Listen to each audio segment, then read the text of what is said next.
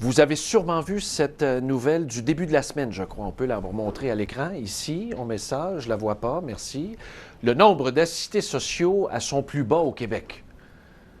Moi, là, à une certaine époque, là, j'ai pas l'année en tête, mais j'étais étudiant. Alors, c'est dans des temps immémoriaux. C'était un siècle dernier. C'est vrai, c'était un siècle dernier. Et il me semble qu'on parlait de 600 000 ou même proche 700 000 assistés sociaux au Québec. Là. C'était vraiment là, dans les années Bourassa. En tout cas, on trouvait ça énorme et évidemment, c'était pas la population actuelle du Québec. Là, on était moins dans le temps en plus. Alors aujourd'hui, les nouvelles sont bonnes. Il n'y a rien de parfait. Il faut poursuivre le combat, accompagner les gens dans un parcours de réinsertion, supporter ceux qui en ont besoin. Mais je pense, en tout cas, on va s'entretenir avec David McCown, qui est porte-parole du ministère de l'Emploi et de la Solidarité sociale. Il est au bout du fil. Bonjour. Oui, bonjour. Bonjour, merci d'être avec nous ce midi. Alors, dans mon temps, là, je parle comme un vieux mononcle, mais on parlait de 600 000. J'avais vu des chiffres à l'époque, peut-être dans les années 90, 80, peu importe. Et là, ça s'améliore beaucoup. Est-ce qu'on se trompe en voyant ces chiffres-là de dire ça? Non, tout à fait, vous avez raison qu'il y a depuis le milieu des années 90, là, disons de 1996, là, on parle d'une diminution qui est quand même relativement constante là, du nombre Oui. de prestataires des programmes d'assistance sociale. OK, mais juste pour qu'on campe bien l'affaire, là, quand on regarde parfois des statistiques de chômage, on voit le chômage baisse, mais là, les gens disent, oui, mais c'est parce qu'ils reçoivent plus de prestations, ils sont débarqués du programme, ils font plus partie des statistiques. Alors, c'est pas nécessairement positif. Mais là, quand l'aide de dernier recours, le pourcentage baisse, est-ce qu'il y a des gens qui seraient débarqués du système qu'on peut plus comptabiliser, qui seraient dans la pauvreté? Ou si c'est vraiment le portrait réel, là? Bien, comme vous le mentionnez, c'est une aide de dernier recours. Donc, c'est vraiment Oui. le dernier recours. Donc, selon nos analyses, ce qu'on peut affirmer, c'est que cette diminution-là, elle est liée à l'amélioration du contexte économique au cours Oui. des dernières années. Donc, OK. c'est des personnes qui, parce qu'elles ont été soutenues, parce qu'on a eu l'occasion de le faire, ont pu réintégrer souvent le marché de l'emploi. Est-ce qu'on a des statistiques plus poussées, là? Évidemment, je vous pose ça à brûle-pourpoint. De tous ceux qui ont débarqué de l'aide sociale, là, parce qu'il y a une baisse constante, comme vous le dites, est-ce qu'on a le pourcentage de ces gens-là qui ont quitté l'aide sociale, mais qui ont pu le faire grâce au programme du gouvernement? Parce que ça ne doit pas être évident de se replacer tout seul sans aide, là. J'ai pas de pourcentage exact. C'est certain que nous, selon nos analyses, on sait que lorsqu'une personne est accompagnée Oui. efficacement, elle double ses chances de Ah oui, réintégrer le marché c'est du plus travail. facile, hein? C'est Oui. ça exactement, il y a un soutien. Mais actuellement, là, quand on fait le tour du Québec, ça, c'est des statistiques globales, ça Oui. ressemble à quoi? Est-ce qu'il y a des régions encore où c'est plus difficile que d'autres, des endroits où ça va mieux? C'est sûr qu'il y a des régions, ben, comme c'était mentionné dans le reportage, des régions où le taux d'assistance sociale est un petit peu plus élevé. Oui. Par contre, on peut quand même parler d'une amélioration globale de la situation, puis mais aussi dans l'ensemble des régions, là. Quand on pense au milieu des années 90, où on avait un taux d'assistance sociale là, qui était autour de 12 alors que maintenant on est autour de 6,5 c'est sûr qu'on peut parler d'une amélioration globale de OK. la situation, là. OK, puis là, on parle de région. Je prends ma région chez moi, personnellement, là, en Montérégie, dans notre Oui. coin, c'est assez âgé. C'est plus âgé que la moyenne. Je pense que la moyenne chez moi, c'est 45 ans, alors qu'au Québec, c'est 42 et quelques, là, l'âge moyen. Mais la personne peut recevoir de l'aide sociale jusqu'à quel âge? Parce que quand on vieillit en région, est-ce qu'il y en a beaucoup qui passent, par exemple, de l'aide sociale à la pension, là? Comment ça marche? Il doit y avoir une limite à un moment donné où on tombe sur un autre régime? Bien, c'est certain que l'aide sociale, c'est un programme, on appelle ça un programme supplétif, donc qui vient compléter l'absence de revenus. Oui. Donc, éventuellement, où une personne atteint un certain âge où elle recevrait, par exemple, des mesures d'assistance aux personnes aînées, là, que ce soit Oui. du fédéral ou du provincial, à ce moment-là, ses revenus vont dépasser la prestation, donc elle se retrouve inadmissible à la OK. Donc là, elle prestation. sort de vos statistiques et elle s'en va maintenant dans les statistiques des retraités, admettons. Effectivement. Bon. Là, la portion, évidemment, quand on parle d'assistance sociale, les gens dans les préjugés populaires disent ah, les BS, les bougons, ça n'a rien à voir. C'est qu'il y en a, c'est divisé en combien de catégories? Il y en a qui sont aptes à l'emploi, d'autres ne le sont pas. Les prestations ne sont pas les mêmes. Effectivement.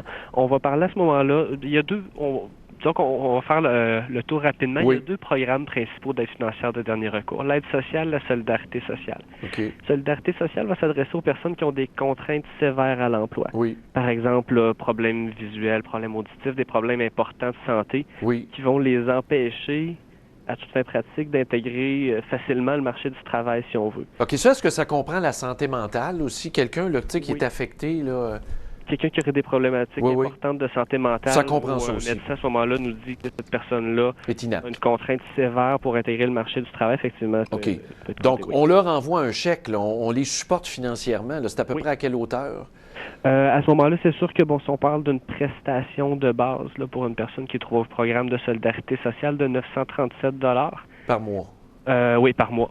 À ça peut s'ajouter évidemment là, d'autres aides gouvernementales là, si on pense au crédit d'impôt pour la solidarité, des Mais c'est pas personnes beaucoup peuvent être quand éligibles même, à hein? l'allocation logement. Là. Mais objectivement, je sais, vous ne pouvez pas commenter, là, mais je m'adresse à vous dans votre salon, là, 900 pièces de base par mois. Oui, mais ils sont tout seuls, mais quand même, il y a des dépenses fixes, là, il faut se loger, la bouffe. Ça ne doit pas être évident, mais on continue. Alors là, il peut se rajouter d'autres montants. Ça, là, ces gens-là qui ne sont pas aptes, là, qui ont des contraintes, c'est quel pourcentage du nombre total de prestataires, admettons, à peu près? On peut y aller, là, je dirais, si on va avec les statistiques récentes, là, les prestataires du programme de solidarité sociale vont représenter à peu près 33 donc OK. à peu près le tiers des prestataires de l'aide financière de dernier recours. OK. Donc, et sur la masse totale, on est à combien? On parle là, pour le mois de juillet 2015, les statistiques les plus récentes, là, on parle de 143 139 prestataires de la solidarité sociale. Là. OK, donc ils ont des contraintes. Qui ont des contraintes. Sévères à l'emploi. Bon. Et là, si on parle de l'autre groupe, oui. Celui qui est victime aussi du plus de préjugés, c'est ceux qui n'ont pas de contraintes à l'emploi, mais qui ont d'autres raisons pour pas travailler. J'imagine, vous, là, quand vous faites une analyse, là, on se présente au comptoir, on rouvre un dossier, j'ai plus de travail, j'ai plus rien, j'ai plus de chômage, là. J'ai le noir devant moi. Est-ce qu'il y a des motifs qu'on pourrait refuser ou si c'est automatique, cette affaire-là? Parce que les gens pensent que c'est automatique, là. « Hey, mets-toi non sur le BS! » Comment ça fonctionne? Bien, c'est certain que la situation de la personne est analysée. Oui. À ce moment-là, il faut qu'elle soit admissible à l'aide financière de dernier recours. Puis c'est important de le mentionner aussi, à l'aide sociale, ça inclut aussi les personnes qui ont des contraintes temporaires à l'emploi. Ah, OK, pour une raison oui. ou une autre, pendant un certain temps, c'est vrai. de réintégrer le marché du travail. OK. C'est sûr qu'il faut que la personne réponde à certains critères. Est-ce qu'il peut y avoir des refus? C'est possible, mais bon, à ce moment-là, on analyse là, selon la... Mais c'est rare quand même. C'est rare, là. Bien, c'est certain que lorsqu'une personne en est rendue à demander une prestation d'aide sociale habituellement, là, c'est qu'elle est vraiment rendue à une question de recours. Là. Et ça, c'est à peu près le 2/3 du nombre total. C'est quoi, 300, 200 et quelques mille? Moins de 300 000 300 000 pour juillet 2015 à ce moment-là. OK. Là, actuellement, les gens, pour qu'on comprenne la maquette, parce qu'il y a beaucoup de légendes aussi, j'en profite pour démystifier tout ça. Tu sais, les gens disaient à une époque, ils devraient se déplacer pour aller chercher leur chèque. Le chèque, là, c'est quoi? C'est dépôt direct ou envoyé par la poste, j'imagine? Effectivement. Ben, il y a beaucoup de prestataires qui vont adhérer à ce moment-là au dépôt direct. Oui. Ou qui peuvent recevoir un chèque. Là. Ça, c'est à leur convenance à ce moment-là. Là. Est-ce qu'il y a encore des pénalités? Je me souviens, à un moment donné, quand on était plus jeune, il y avait une tranche d'âge précise, là, quand on était apte au travail. Bien, si on restait chez nos parents ou avec quelqu'un, puis on refusait un parcours d'emploi qu'on nous proposait là, pour nous aider, bien, on était pénalisé ou on avait moins d'argent. Ça marche-tu encore comme ça? Certain qu'un adulte qui serait hébergé à ce moment-là, si on parle par exemple là, d'un jeune là, qui habite encore chez ses parents, peut avoir une question de contribution parentale, mais là je vous dirais qu'on c'est assez technique, là, mais une pénalité, non, je dirais qu'on est plus dans l'optique inverse où une personne qui désire obtenir de l'aide pour réintégrer le marché du travail, participer à un programme ou une mesure d'emploi peut obtenir un soutien supplémentaire pour l'aider à ce moment-là à atteindre ses objectifs. OK. Et là, s'il y a des gens qui nous écoutent, qui sont touchés par la situation, vous n'avez pas de job, ça va pas bien dans votre vie, peu importe, la porte d'entrée pour ouvrir un dossier pour l'aide de dernier recours, c'est quoi? C'est le centre local d'emploi? C'est le centre local d'emploi à ce moment-là. Soit se présenter à son centre local d'emploi, là, son clé, si on veut, de proximité. Oui. Il y a aussi un service téléphonique qui est offert à ce moment-là là, pour une personne qui aurait des questions, là, qui veut rejoindre le centre de communication avec la clientèle. C'est possible de le faire aussi, là, de vérifier son admissibilité. Ouais. Bien, merci beaucoup d'avoir pris le temps d'expliquer aussi toute la mécanique. Là. Bravo. J'imagine les programmes ont aidé aussi. L'économie, oui, mais s'il n'y avait pas de programme, c'est comme dans les prisons. Hein. Vous savez, dans les prisons provinciales, il n'y a pas de programme de réhabilitation. Alors, tu sais, des fois, c'est un coup de pouce qui nous manque, qu'il faut aller chercher. Merci bien, M. McCown. Ben merci à vous. À la Puis, prochaine. juste en terminant, vous faites bien de le souligner parce que c'est certain qu'il continue à avoir des mesures, des programmes pour aider les personnes à s'intégrer sur le marché du travail. D'ailleurs, pendant qu'il y a une situation économique un petit peu plus différente, là, disons autour de 2008-2009, ça a fait une différence. Là. Ben oui. C'est certain pour aider les personnes à réintégrer le marché du travail. Oui, même dans ma région, quand les usines avaient fermé, et puis il n'y a pas de honte à aller chercher de l'aide, là. Pas du tout. Pas du tout. Ben, merci beaucoup d'avoir été là. Merci, bonne journée. Prochaine. Au revoir. C'est M. David McCown qui est porte-parole du ministère de l'Emploi et de la Solidarité sociale. Évidemment, ça relève du ministère de Sam Hamad, ministère du Travail. Et on voit bien des affaires, je le sais, il y a de la fraude, il y a des abus. Moi, je pense, là, quand on départage tout ça, là, tu sais, oui, il y a les Bougons, là, la série qui a été bien populaire, puis tu as toujours le Wabo, là, puis ces affaires-là. Mais quand tu départages tout, là, sur les 300 et quelques mille, les contraintes au travail, tu ne peux pas comptabiliser ça. Mais moi, je pense que je donnerais davantage d'argent. C'est pas beaucoup, 937 de base. Quand tu as des contraintes à l'emploi, ça veut dire que déjà, tu traînes de la patte. Même au sens symbolique, là, ça va pas bien.